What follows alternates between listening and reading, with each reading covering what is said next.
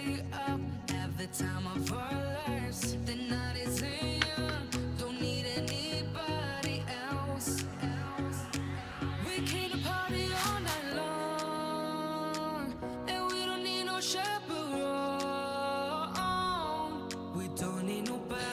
fans, we will start right at noon Central. We'll be with you here in just a few minutes.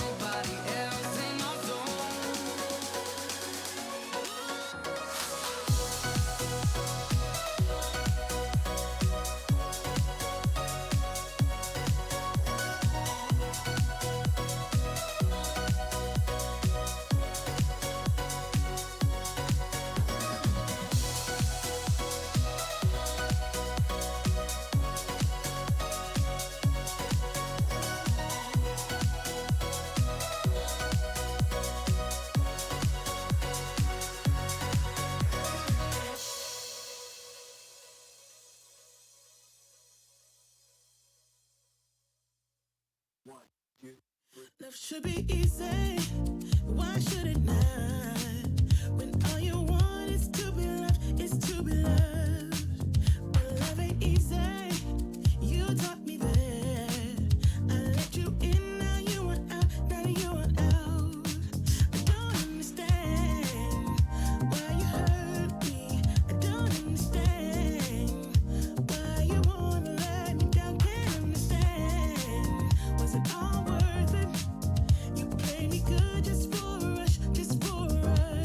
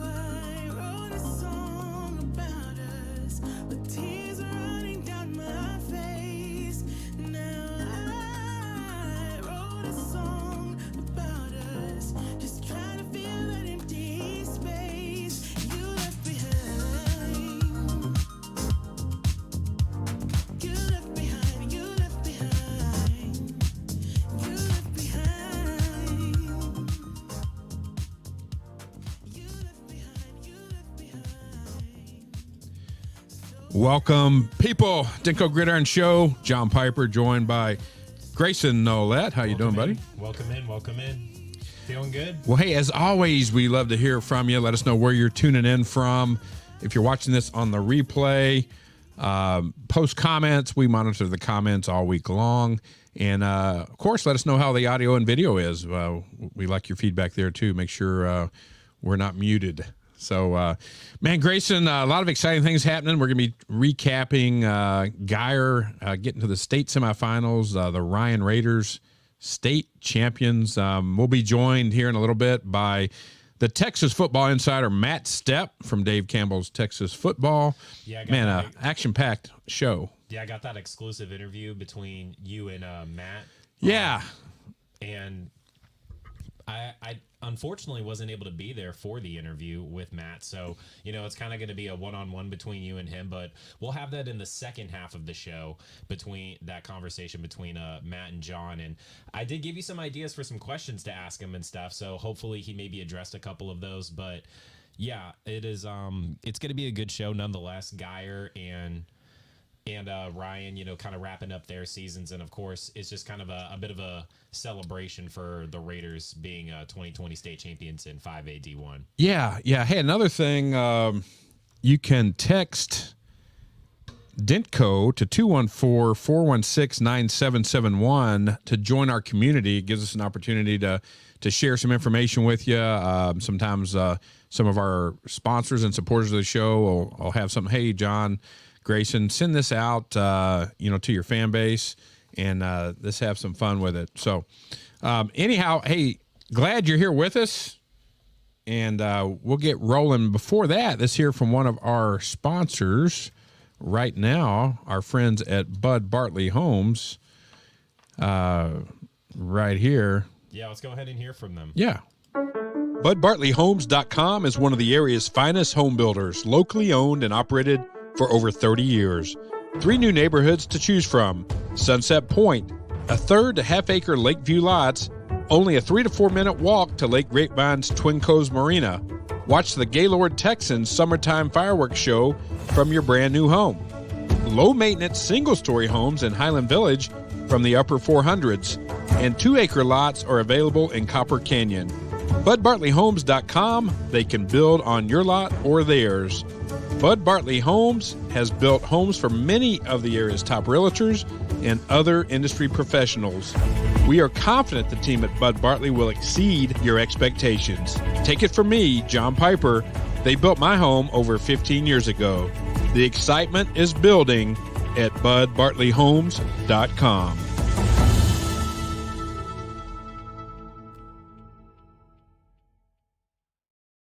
John, before we jump into, we'll talk Geyer first before we kind of start celebrating about Ryan, but I was going to ask, have you been watching any NFL playoffs at all? Hey, you like my new Denton? We're all about Dentoning. Got my Denton coffee mug going. We're live out here on the square. It's always, every time I tell people that I do a show and our studio is on the square, they're like, what, y'all on the square out there? No way. I was like, yeah, dude, we got this awesome setup here and constantly seeking improvement. We got a new camera for myself right here. We got some new lighting going on.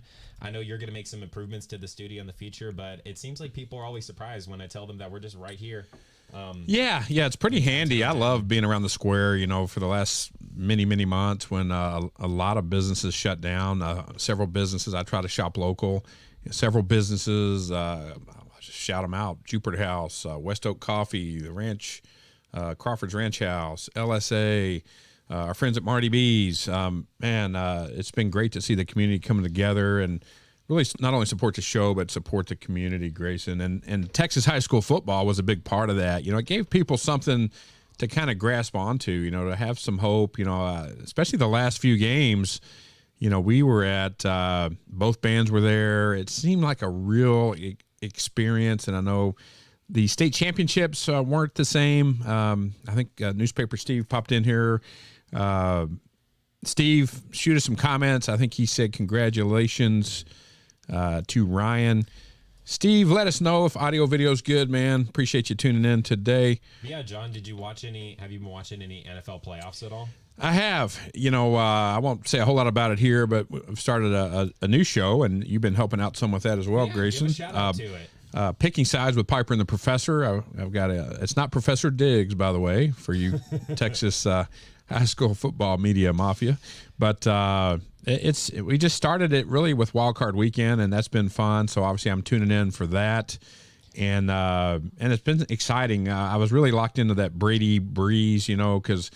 Yeah, I'm a little older than those guys, but it gives me hope to see the 42 and 43-year-old. I know it gives Newspaper Steve hope that he can go out there and play. And hey, I'll give kudos to Newspaper Steve, man, long time Denton Record Chronicle sports writer, really the beat writer, the go-to guy for Denton Ryan. And he tweeted out, I think, right after the state championship that he's going to take a step back, might do some spot work here and there, but he's going to be a dad and enjoy his son. So, hey, if I had a hat on, Steve, man, tip the cap to you. I texted you. Appreciate all your work and all you've done for the Denton County sports scene, Denton Record Chronicle. And you've been very welcoming to our show, and we'll connect, I'm sure, here in the future. So thank you for all you did for all the kids, Newspaper Steve. Well, I'm glad that your betting show with the Professor is going well, John, but I've also been obviously tuning into the playoffs and kind of just watching. That Brady matchup was a lot of fun to check out. I kind of gave Brady the edge on it. It seems like he's really hungry out there, and I don't know. It just seems that Tampa Bay team's a lot more complete. But one thing I'm really liking about the two championships in the NFL playoffs right now is that I really think that these are the four best teams in the league. You got the Bucks, the Packers going off in the NFC, and then you got the Bills and the Chiefs in the AFC. I really do feel like that those were the four best teams in the league this year, and I think it really makes for some entertaining football. Do you have any predictions for the Super Bowl? Who you think's no, we don't get ahead. We do that show on Thursday nights, all right. But I'll give mine though. I am gonna go Chiefs Packers. That would be a great matchup. That would be a great matchup. Dude, classic. That's Super Bowl one. The smart money is probably leaning that way. And this is a high school football show, so we're not going to talk about a whole lot about money there, Grayson. Yeah, I'm not talking money. It's just more smart picks. I like Aaron Rodgers. He seems really hungry, and the Chiefs are the Chiefs. I think when they turn it on, they're unstoppable. And it's the AFC Championship. If you're not going to turn it on to get to the Super Bowl, when are you? So yeah, exciting things, and the Super Bowl is in Tampa, correct? Yes, it is. How ironic! Hey, I will throw this out there for you Cowboy fans, and I've lived in the area about 20-something years. I do root for the Cowboys. We like to see them win, but the Cowboys are 0-24 in NFC title games the last 24 years, and Tom Brady is 1 for 1. So. He's the GOAT, man. He is the GOAT, and it's really tough to beat that guy.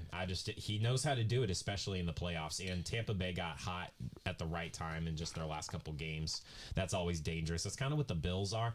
I'm more afraid if I were the Chiefs than I am the Packers, to be honest with you. I think the Packers will have an easier time going after the Bucks than the Bills will against the Chiefs, because the Bills have been a really hot team. But like I said, when Kansas City's on, they are really tough to stop. So yeah, give me Chiefs Packers. But if one of the other team, if the Bucks make it, I wouldn't entirely be surprised. If the Bills win, good on them. I think that it's still the four best teams in the league, no matter what.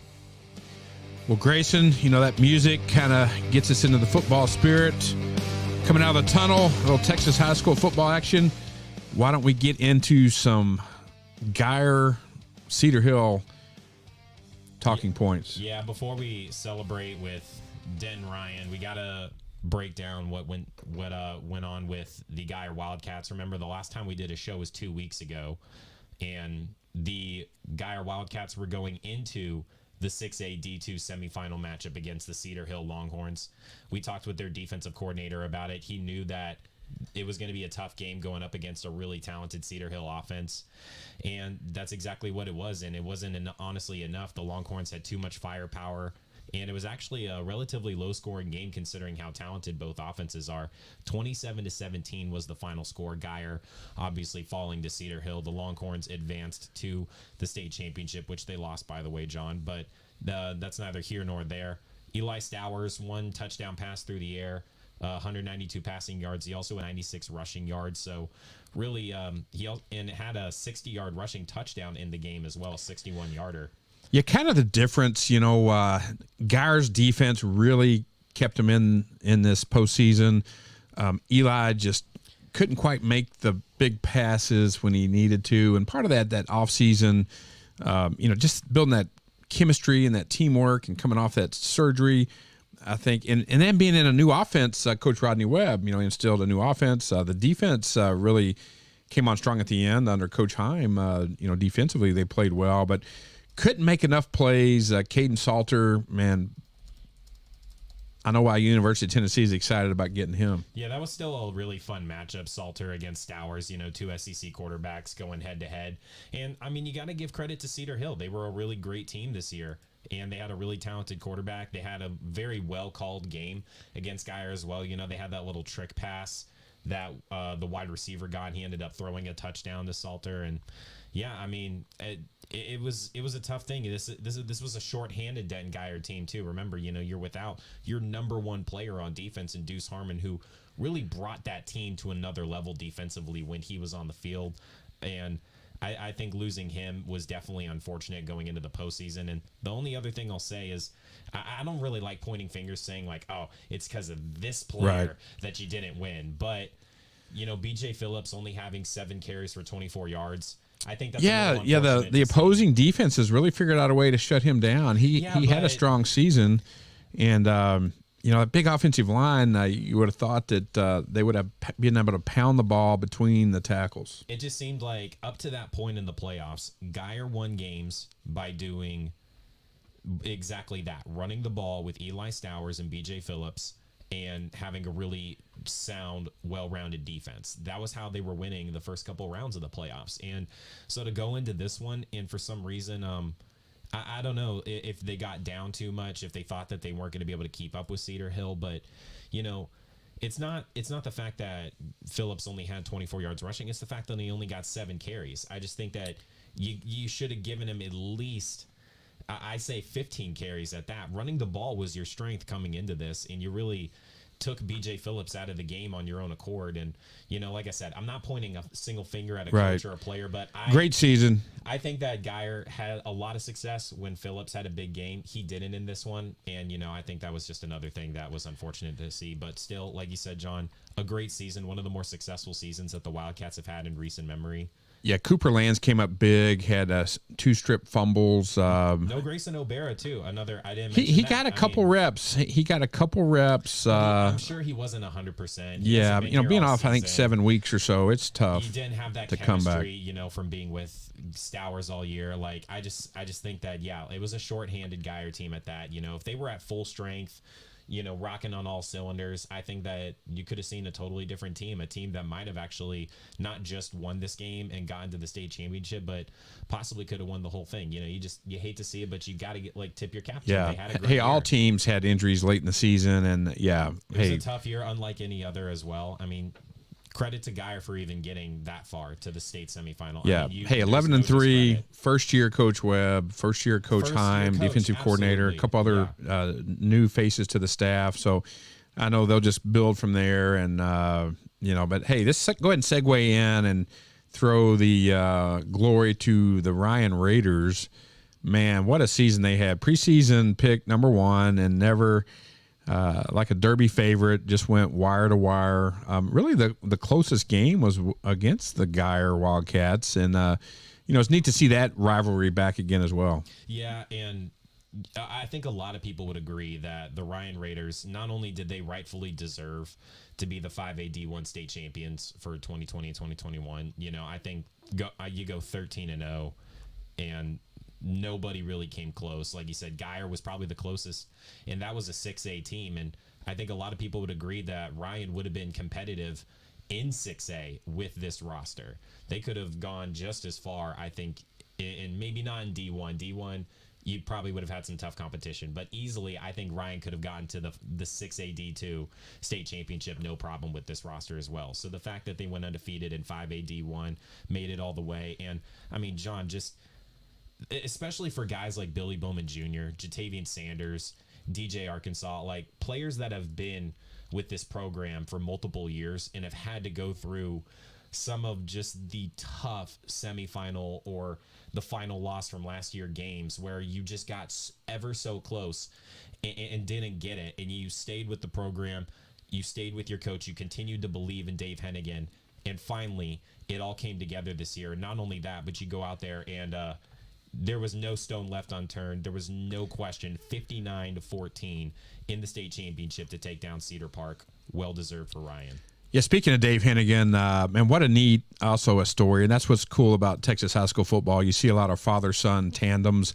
He's had a chance to coach two sons at Denton Ryan in the quarterback position, and this week he was delivering his son Seth to Memphis, Tennessee, where he's enrolling early, starting spring practice, the football program in Memphis. I texted him, asked him, I don't know if you've ever been through Memphis and had the world-famous Rendezvous dry ribs. No, I haven't actually. But, they're famous for their barbecue and their dry rub. Here in Texas, I like dry, but, you're kind of used to the wet barbecue sauce. But congratulations to that special moment as well. You saw him, and, boy, Seth towers over Coach Hennigan, too. I think Seth's about 6'4", Hennigan goes about 6 foot. And so that picture of them embracing there at the end of the state championship game was special. Coach Hennigan, man, it was a neat year. You go 15-0 and win a state title with your son as a senior quarterback. Man, you might as well I'd just retire right there and just end it. But no, he's got another son, I think, coming up as well. Hey, if Nick Saban won't retire from the University of Alabama after winning your 7th national title, I can't imagine that Hennigan think about it. You struggled for the past 5-6 seasons where you were this close, John. As if you're Dave Hennigan, you're thinking no, I fought all these years to get my first one. I got to stick around for as many more as I can get now that he knows what it takes to get there. But, he's had a lot of heartbreak there, getting close. That's just kind of my thought. But round out some of these stats, like you said, Seth Hennigan, with the father-son tandem. And Hennigan had a great game at quarterback against Cedar Park. 15 of 23, 270 yards, 4 touchdowns to 4 different guys. Kiori Hicks had a career game, 16 carries, 128 yards, and 2 touchdowns. And then his little brother Caleb Hicks also had a pretty nice game, 13 carries, 87 yards. And then, like I said, 4 different receivers caught touchdowns for Denton Ryan. Jatavian Sanders, 5 catches, 82 yards, and a touchdown. Keegan Cunningham had a very impressive, I think it was a 52-yard touchdown catch. He ended the game, 3 catches, 78 yards, and a score, that 52-yarder. Billy Bowman had 5 catches, 63 yards, and a touchdown. And Michael Davis had 2 catches, 47 yards, and a touchdown. His touchdown catch was like a 30-something yarder, and it was a really impressive, he did this step-back juke move on the defender who went flying past, and he just walked into the end zone. There were actually a lot of highlight-level plays in this game, John, on both sides of the ball. Yeah, it was good. With AT&T Stadium, or UIL, rather, having I don't know if it's a combination of the NFL and UIL, but they didn't let any media on the field. Since we do virtually everything with video, I thought, hey, instead of being up in the press box and watching the game virtually through a video monitor, I just tuned in from home. Fox Sports Southwest did a great job. Good job, Tepp, and all the team there at Fox Sports Southwest on a great state championship week. Yeah, it's always well-deserved to have that, I feel like, not national coverage, but, to have that professional coverage and, give those guys a game where they get to have the replay and they get to see themselves on that big video board. I love that the games get held at AT&T Stadium. It's always a blast to see. Ryan's defense as well. I have to give a ton of credit to them in that Cedar Park win. They had 2 forced fumbles and 2 interceptions. They allowed just 13 total rushing yards out of the Timberwolves, John. 0.72 yards per carry on 18 attempts. They completely locked down Cedar Park on the run, forced the Timberwolves to go through the air, and that makes you predictable offensively in a state championship game. Ryan just really had this thing in the bag. And I don't know, in a year where there was a lot of unpredictability, I think one predictable thing that we really had to look forward to all year were 2 different teams winning a state championship. I feel like that was Argyle in 4A and Denton Ryan in 5A. I feel like both teams just all season long looked like they were the real deal. We had Coach Shane Tollison on a couple weeks ago, and, man, that was a joy. You could tell how passionate. And defensive coordinator for Ryan. Yeah, you could tell just the raw emotion and the leadership he provides, that not just the defensive unit, but the entire team. And I know he's going to be a well sought after. He's probably getting his phone's probably starting to light up on some of the head coaching openings that are in and around Texas, but I think he likes it there at Denton Ryan. Teams love to win, John. You can't avoid a winner. Yeah, sometimes you want to keep building in your community and not, to be a head coach. Sometimes you got to go to a smaller 3A, 4A, or a 5A or 6A program that has not had success, and that's tough. We're fortunate. The 9 area teams that we cover here have had a tremendous amount of success. But I've talked to head coaches, Grayson, and there's nothing worse than pouring your heart and soul into a program and, going 3-8. Yeah, it's just the game. And, I mean, credit to Ryan, like I said, who had to fight, I feel like, for so many years. And, it's not always just about being a bad program, John, and then fighting your way to just making the playoffs or what have you. Sometimes you're the Ryan Raiders, a team that sure has a lot of consistent success, but really had to claw tooth and nail to get this state championship. I mean, just look at the past 6 years, running for the state title for the Ryan Raiders. In 2020, obviously, they finally get the win 59-14 against Cedar Park, which, by the way, is the 3rd biggest blowout in the history of the UIL. It's the only 2 games that were bigger blowouts in the state championship was in 2015, the 5A D1 championship between Richmond George Ranch and Mansfield Lake Ridge. George Ranch won 56-0. And then the biggest blowout in UIL history was back in 2005. That was the 4A D1 championship between Highland Park when they were still 4A and Marshall, and Highland Park won that 59-0. So Denton Ryan at 59-14 against Cedar Park in 2020-2021, they have the 3rd largest blowout in the history of the UIL. So, credit to Ryan there too. It wasn't just a great game and a blowout. It was a record-setting one at that. But back to what I was talking about with, having to fight so hard. Like 2019, you lose the state championship to Alvin Shadow Creek 28-22. Then you go 3 straight years from 2016 to 2018, losing to Highland Park in the state semifinal. Yeah, when they beat Highland Park, I thought, hey, that's it. That was the mountain they needed to cross and climb over.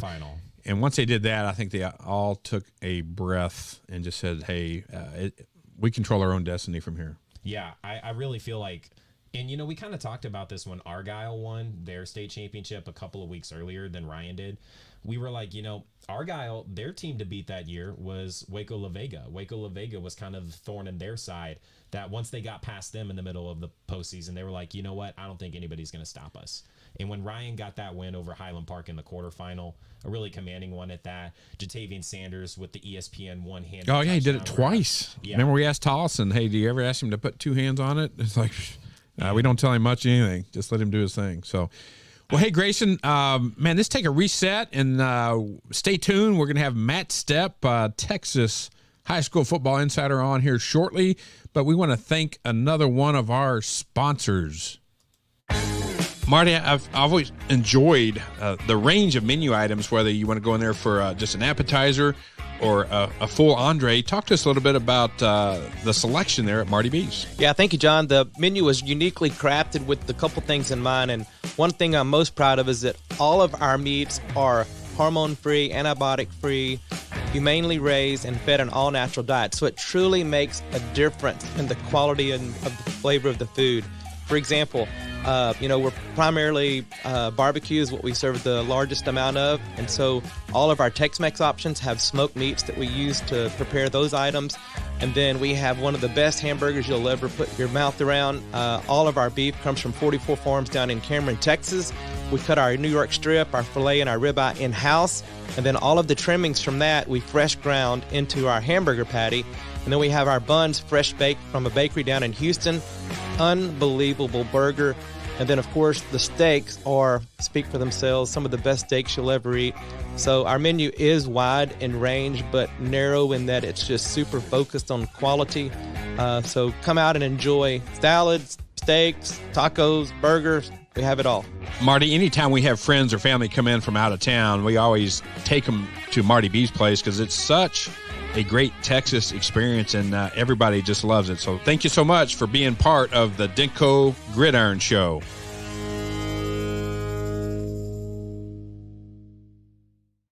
Man, love our friends at Marty B's. I know you've been down there several times, but Elena and I were actually just there last week. We had the ribeye. Yeah, your lovely fiance. Yeah, we shared a Congratulations. ribeye together, and it was delicious. It was just we were kind of sitting around, and it was a Saturday, I think, and she had the day off, and this was last Saturday.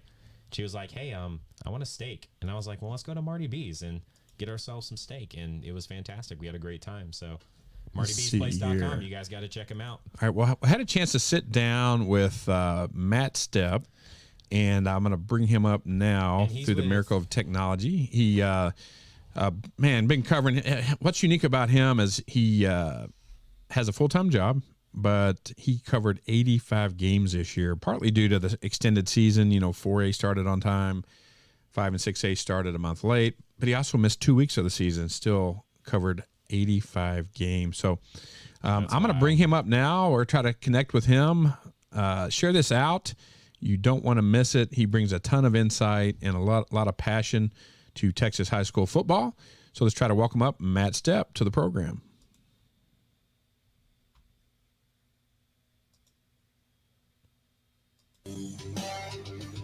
All right, next up, we've got a special guest joining us, known as the Texas High School Football Insider from Dave Campbell's Texas Football.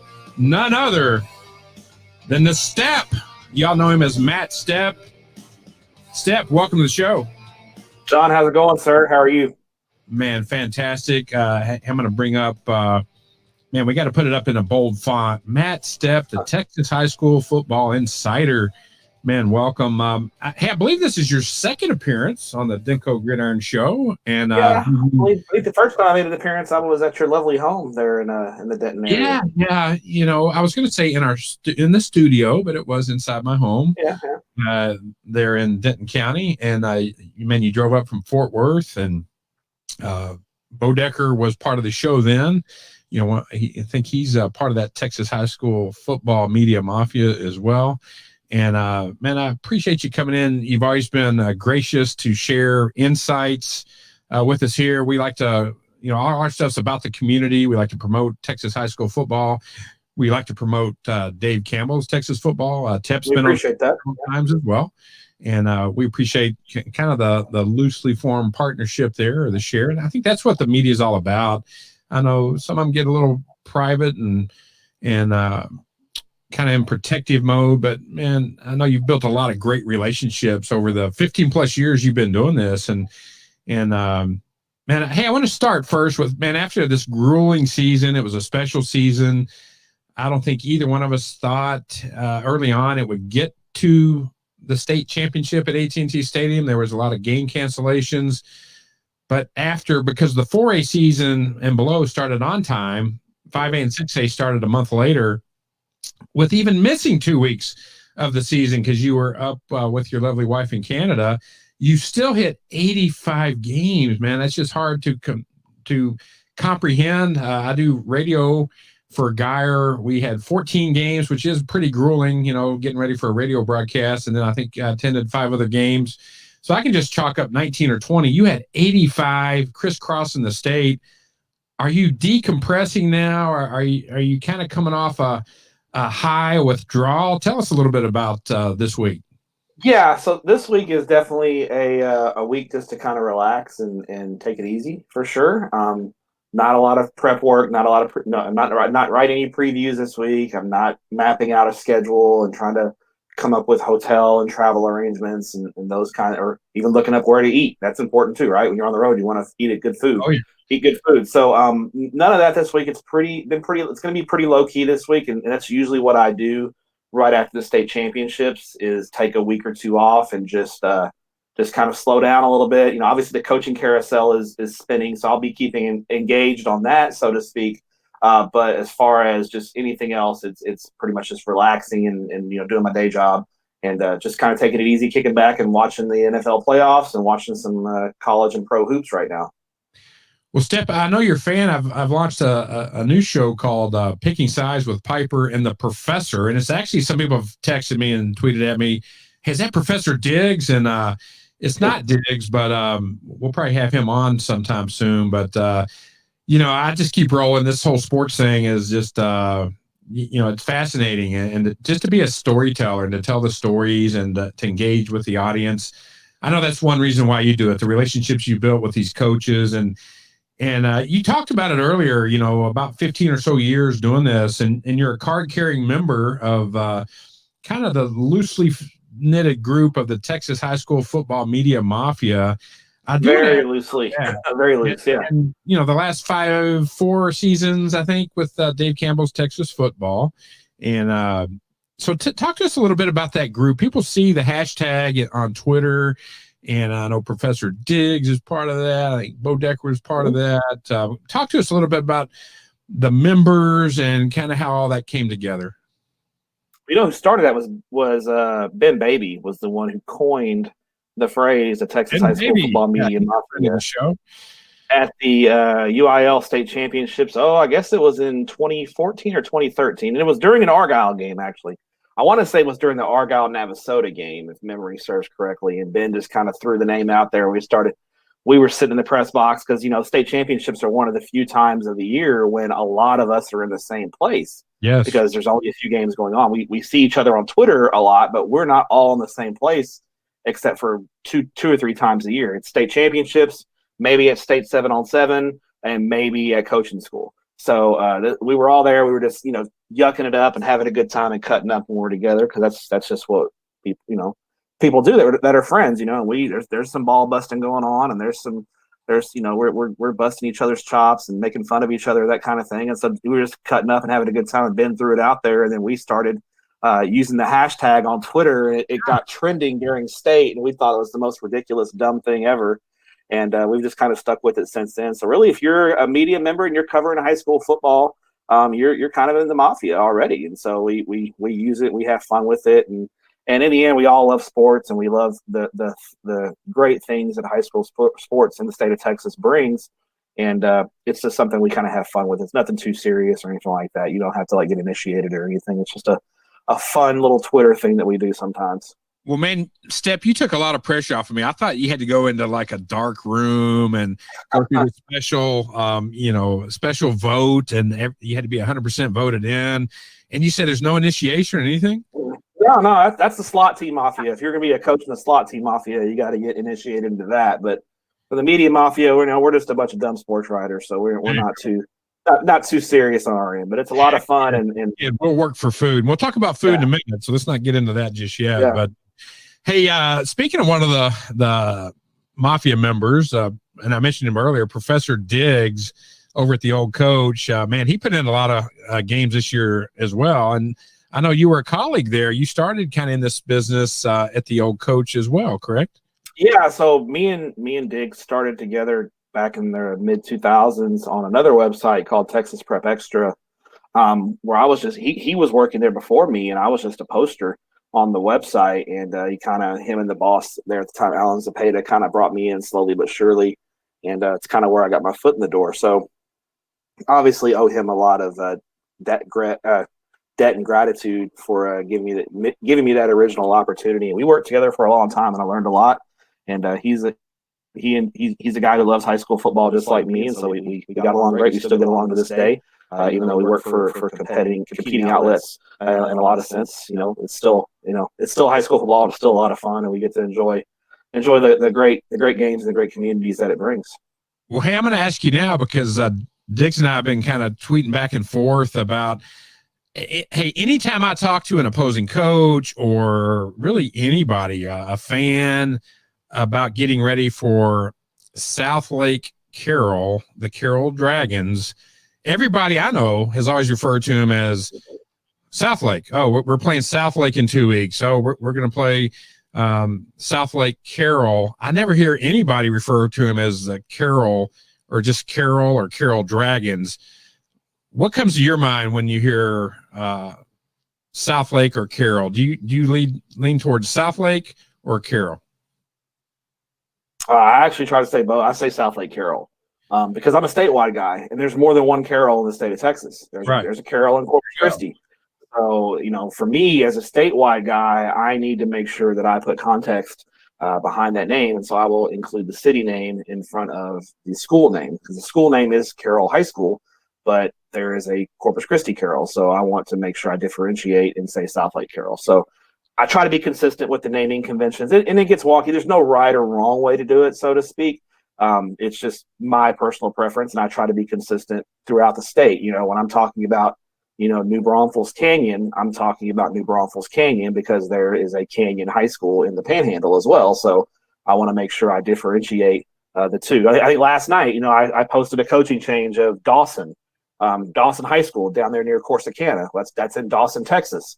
And somebody asked me, well, is that Pearland Dawson? No, it's Dawson. If I was going to talk about Pearland Dawson, I would say Pearland Dawson. Yeah. So I put the city name in front in as many cases as I can, just to give that context as a statewide as being part of a statewide outlet, because not people just in the Dallas-Fort Worth area don't just come to Dave Campbell's Texas Football. We have people from all over the state that come to Dave Campbell's Texas Football, so we need to make sure we differentiate that. Now, you're a basketball guy. You played basketball in high school at Everman, and some JUCO ball, little junior college ball as well. Little junior college ball. Yeah, JUCO product, man. You gotta love the grind there. So I gotta ask you. Now, according to Professor Diggs, he beat you in a game of horse once. Is that correct? He did. Yeah. You know, it was a fun little game of horse on the outdoor court. You know, it was windy that day, right? You know, you know, sun shines on a dog's rear end every once in a while, so he got me there. So, you know. Did he have home court advantage? Was this like a bent rim in his backyard? No, it was in College Station. It was during state 7-on-7, and we were just screwing around one evening, and so let's go out and play some horse. And so, you know, blind squirrel finds a nut every once in a while. So hey, I do want to remind give credit. Give credit where credit's due. You can go to texasfootball.com // you see it here on the screen, and subscribe. Man, they put out some great content. I'm a subscriber. I support your programming there. Thank you, Stepp and Tep, if you're tuning in, and love everything you guys do. And I know, man, long weeks during the football season, and a lot of exciting things heading into next year as well. But man, how did you get so passionate about Texas high school football, being a basketball guy? So, my family, my mom and dad, we grew up, not having a lot of money. We were, living paycheck to paycheck, and, didn't have a lot of money. So, we couldn't afford to go to watch TCU play or the Cowboys play, that kind of thing. So, luckily when I was growing up, our local high school team, Everman, has always had good teams. And so on Friday nights, my dad, who was an alum of Everman, would take me in his truck, and we'd go park in the end zone there and sit on top of his truck and right on the road behind the stadium there and watch the games from the truck. And then at halftime, when it was free to get in because the ticket taker would pack up and leave after halftime, we'd walk into the stadium. Oh, that's great.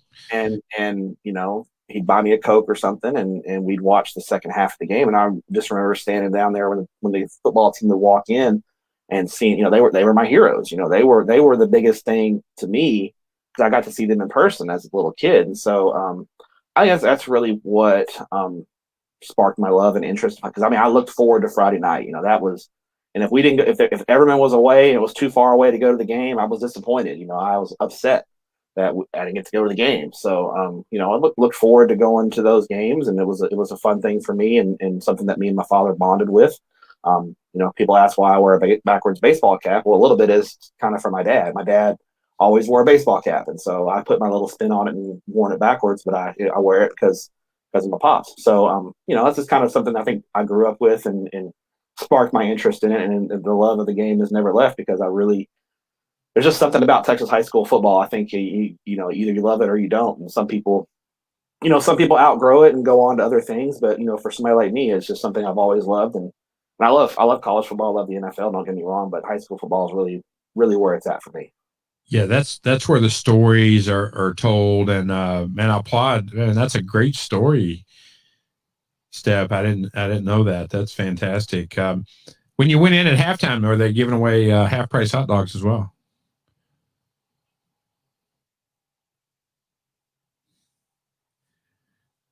Stepp, you still got me? Yeah, I got you. Sorry, I think we froze for just a second. Okay. Hey, moving on to this season, man, Dave Campbell's Texas Football had Denton Ryan preseason number one. They end up going wire to wire. That doesn't happen too often. But, man, what a team. I got to see him play a couple times. And I know you got to see him in the state championship game. And, man, what a talented team, both sides of the ball, all three phases of the ball, as Coach Jason Garrett would say.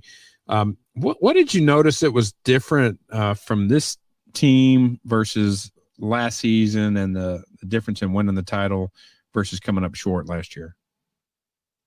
I think the biggest things that caught my attention, I saw them in their season opener against Arlington Martin, and the first thing that struck out, jumped off the page to me, was how improved their key players were. Obviously we all know Billy Bowman and Jatavian Sanders, DJ Arkansas. Those guys are all really good players, and they're Division I prospects for a reason. But I thought they were even better this year. Their games improved from 2019 to 2020. And I thought, Seth Hennigan, especially at quarterback, I thought the leap that he made this year as a senior really was impressive. He really improved, especially as a runner this year. I was poised back there. Really impressed at how he ran the football this year. He was a true dual threat. And I also thought Denton Ryan's offensive line took a step forward this year. I thought that was something that hurt them last year in their state title loss to Shadow Creek. Was their offensive line really struggled in that game, and I thought this year their offensive line made some strides as well. So I just thought they improved. They got better as a ball club, which was hard to imagine considering how strong they were last year. But they really took a step forward this year and were just a complete. When they were dialed in, they were the most dominant team in 5A Division I. And you look at their resume, they blew out Arlington Martin. They have a win over a 6A semifinalist in Geyer. I think this is a team that if they were in 6A could have easily competed if things would have broken right. So they were just a wonderful team. And depth may have been an issue playing a full schedule in 6A, a full 10-game schedule, that kind of thing. But, one-off game, you put them up against just about anyone in 6A, and I would think Denton Ryan would have a more than good shot to win those ball games. They were a special 5A Division I team, and they'll be remembered for a long time, I think. Stepp, you've seen a lot of great players transition from high school to college. It's not easy. You've seen a lot of dominant players that can dominate at the 4A, 5A, and 6A level. But once they get to college, sometimes not so much. Everybody's big, fast, and strong there. What about this Ryan team, some of these athletes? I don't think there's any guess, unless he got hurt, Jatavian Sanders is going to be able to compete at Division I and the Big 12 at Texas. But what are your thoughts on some of these players moving to the next level for Ryan and how it might take them 2 seasons, 3 seasons, get their feet under them. But what are your thoughts on some of the talent that Ryan's putting up at the next level? I think Jatavian Sanders is a guy that can play on day one. As soon as he arrives on campus at Texas, I think he's a guy that will be able to compete for playing time right away. The other guys, it's hard to tell. I like Ty Marsh a lot. I think once he gets a landing spot, I think he's going to be a guy who can play. And the landscape for a true freshman next year, seniors this year going into college next year is a lot different because of COVID.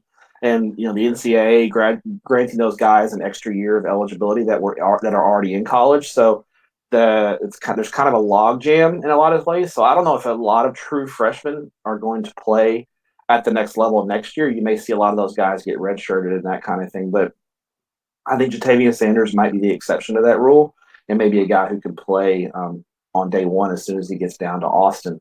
But I think Billy Bowman's going to be a productive college player. I think Seth Hennigan has a chance to be a productive college quarterback there at Memphis. I think DJ Arkansas is going to do great things down there at Rice, I believe is where he's committed to, if they're signed with Rice. And then you look at Ty Marsh. I think he really upped his stock in the playoffs. He's a guy that's going to be a player. And there's a lot of underclassmen at Ryan that I think will eventually make impacts to the next level. I mean, you look at a guy like Bear Alexander. I mean, he's probably a guy when he graduates, he'll probably be a guy that goes into a college program and plays pushes for playing time on day one. Yeah, he's got the size, and I didn't able to see his technique a whole lot this season, but that'll just get better in time and being inside that field house and that off season. Hey, let's switch gears a little bit and talk about defense. We had Coach Shane Tollison on a few weeks ago. Great guy and passionate coach. And that's what's cool about the high school level. Stepp, I think you agree with me on this. It's just the impact they can have on a community, on kids. And that's why a lot of them never leave. You know, they could move on to college or become a head coach somewhere and make more money, but they get invested in that community. And boy, Shane Tollison is one of those. But for Ryan, was it more about defense or offense this season? I think they were their defense I thought was really the bell cow for that team. Not say they were a bad offense by any means. They were a very, very good offense. They were a state championship offense. But when I thought of Ryan, for me personally this year, the first thing I thought about was their defense, especially the front seven. I thought that was an elite group, and I thought that the defense was the catalyst to their ball club this year. Well, he's switching gears to just a little south of there, Denton Geyer, first season head coach, or Rodney Webb, president of Texas High School Football Coaches Association, well-respected, comes over from Rockwall. First-year defensive coordinator, Coach Heim, did a fantastic job. The players, everybody had to learn two new systems, offense and defense.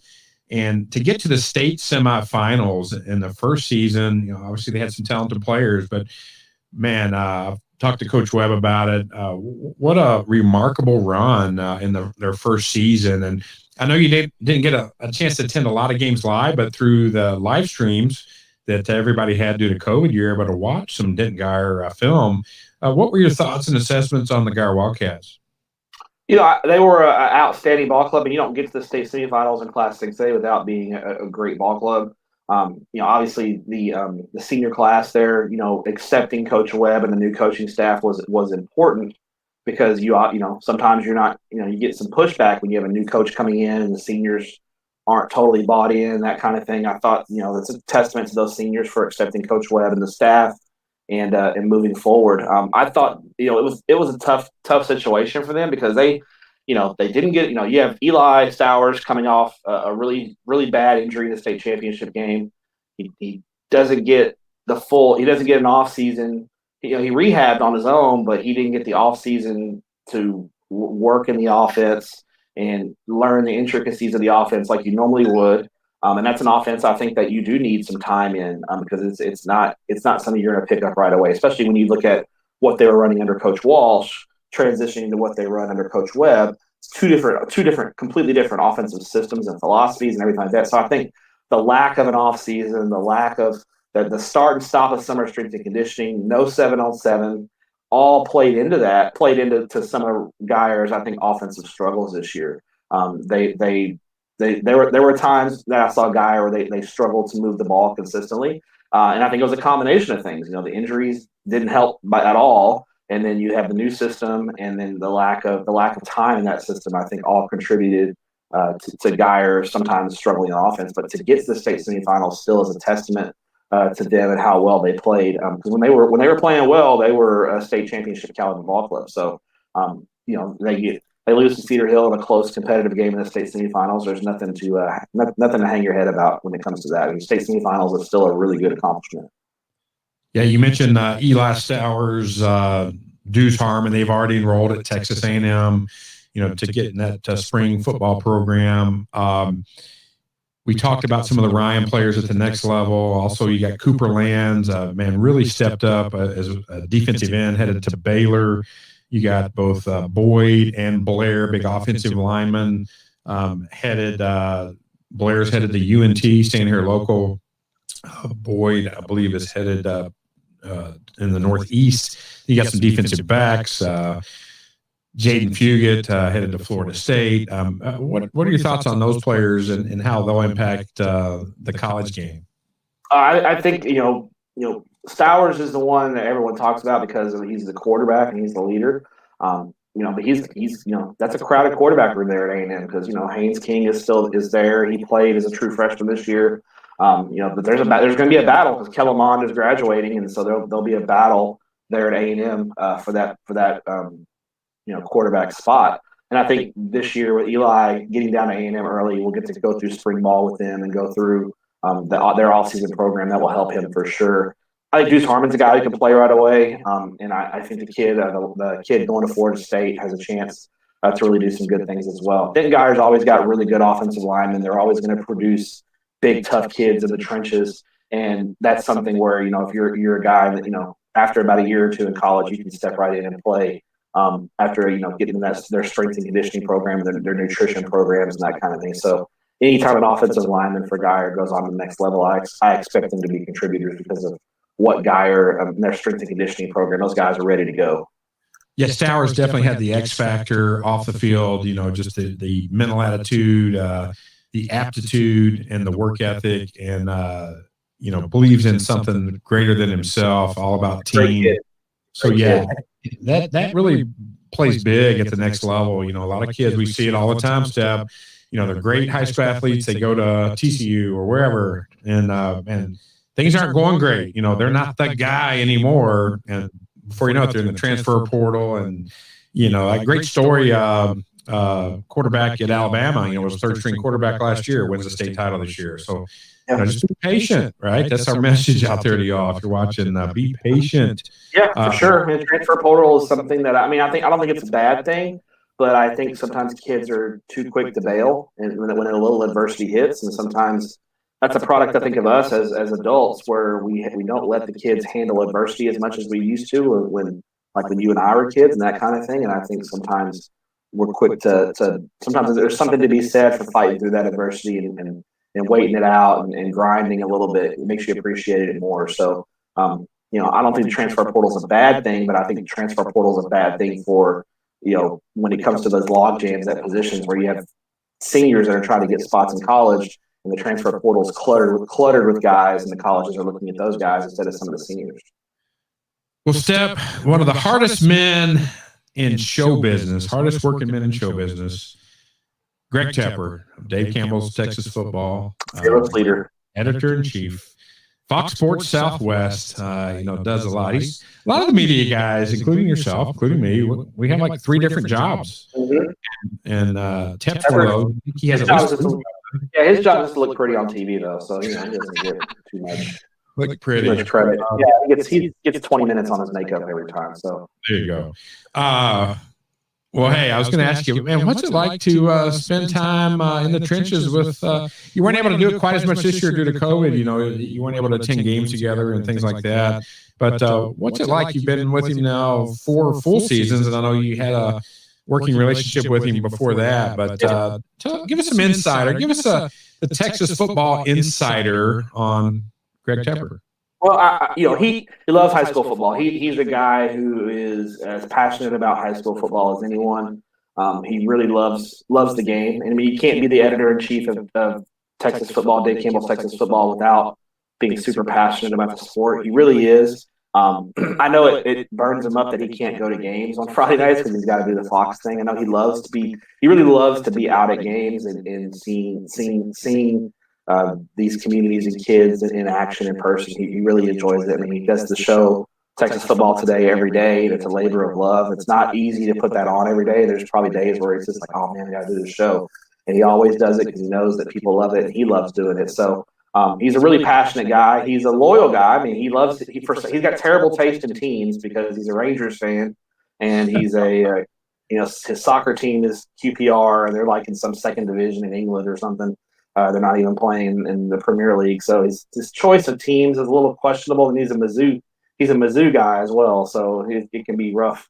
It can be rough on him on all those ends, but he's loyal. I'll give him that. He doesn't stray away from his teams. And if I said second favorite sports, probably, he loves baseball too. He's a huge diehard Texas Rangers fan. He loves the Texas Rangers. I know he's looking forward to getting back out to the new ballpark and watching games and not roasting in the 110-degree Texas summers where we're having fans back out there again. But he's a lot of fun to work with, and he's really knowledgeable, and he's a great boss because he lets us kind of.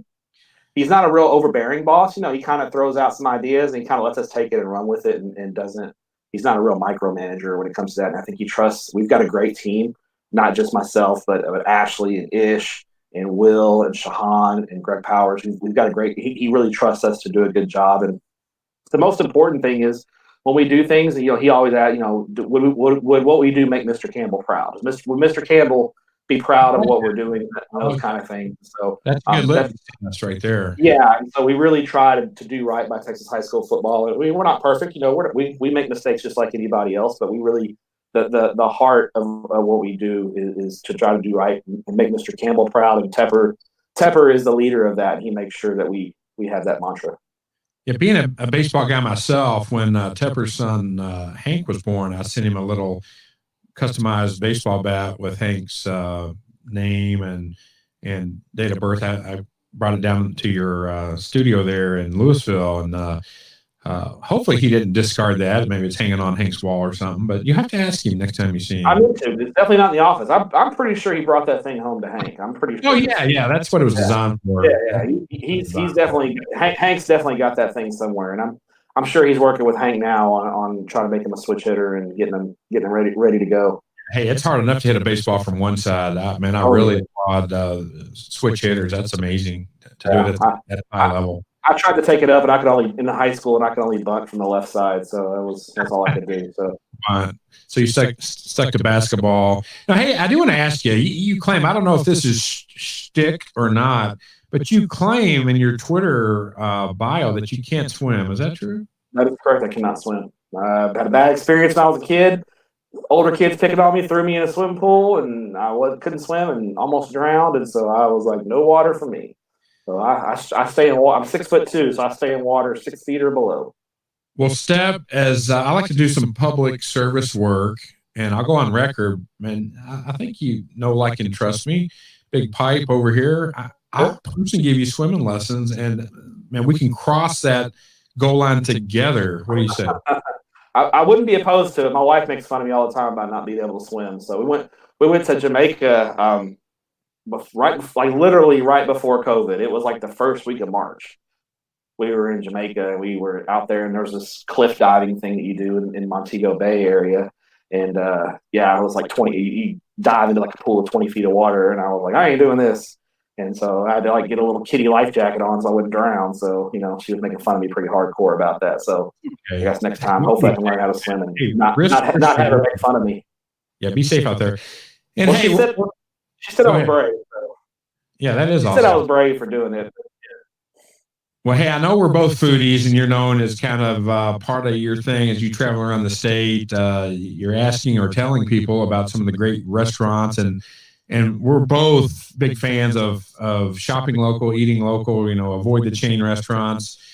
So what are your 2 top favorite restaurants as you're traveling across the state of Texas, and your 2 favorite press boxes across the state of Texas?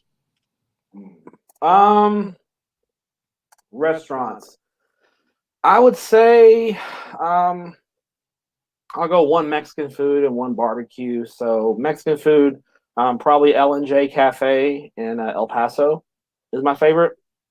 It's really old. It's been around since like the 19-teens in El Paso. It's like right across the street from a giant cemetery, but it's awesome food. L&J Cafe. They're in El Paso. And then barbecue, I'd probably say I love Killen's Barbecue in Pearland. That's just awesome barbecue. And anytime I'm down in the Pearland area, I try to hit up Killen's Barbecue. Those are my 2 favorite restaurants. Press box spreads.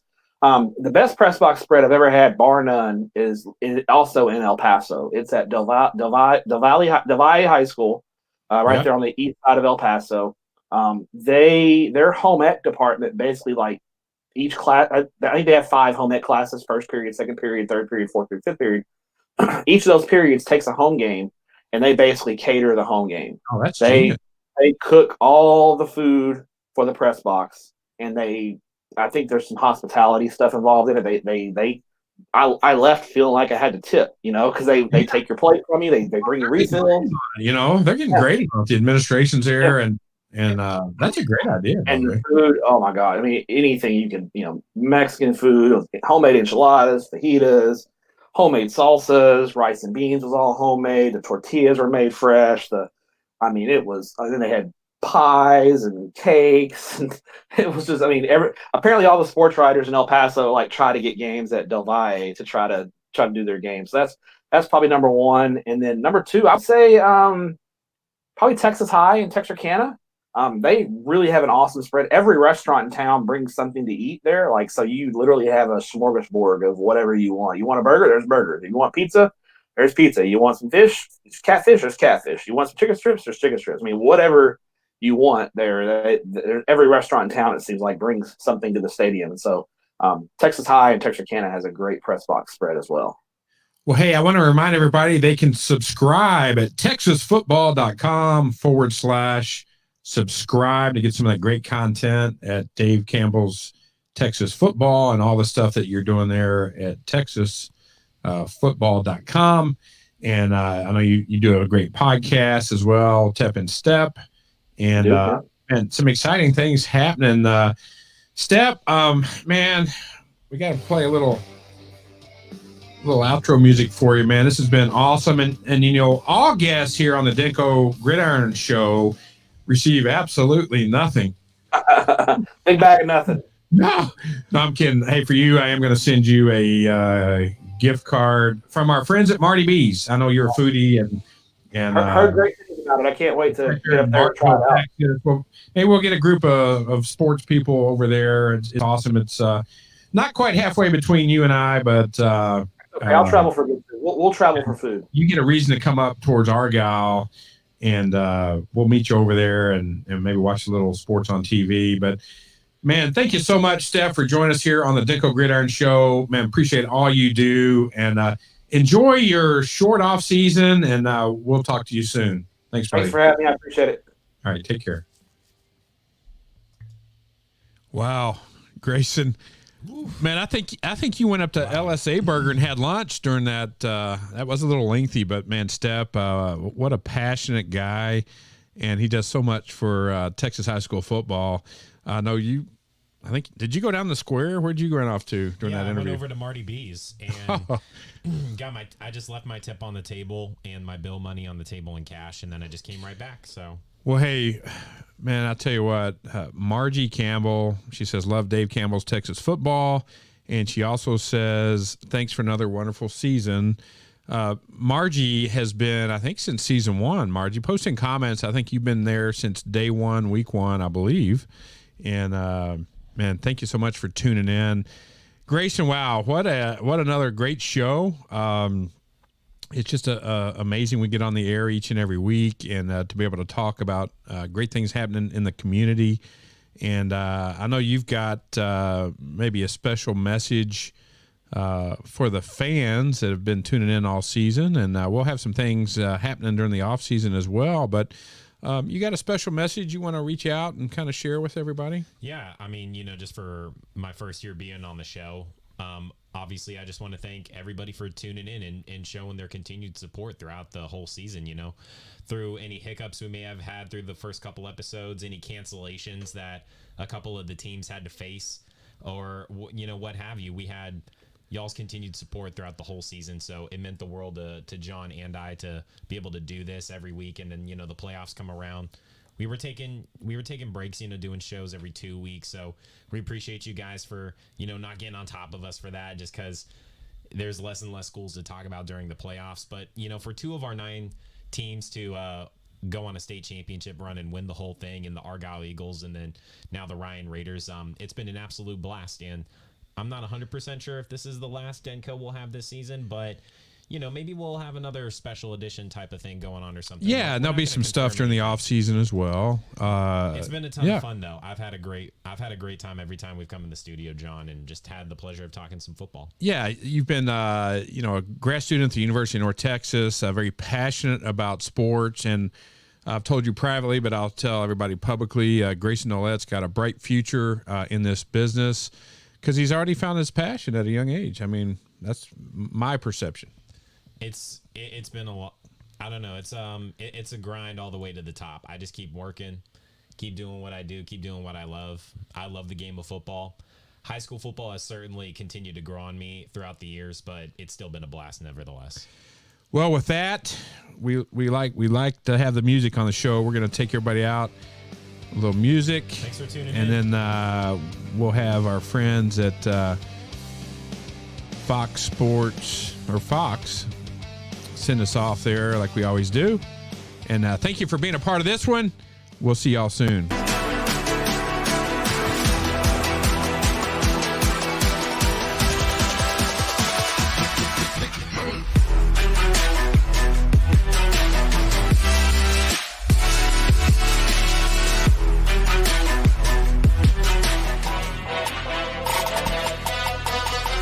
Hey, I'm Mike Ducey from Fox 4. Make sure to tune in to the Denko Gridiron Show.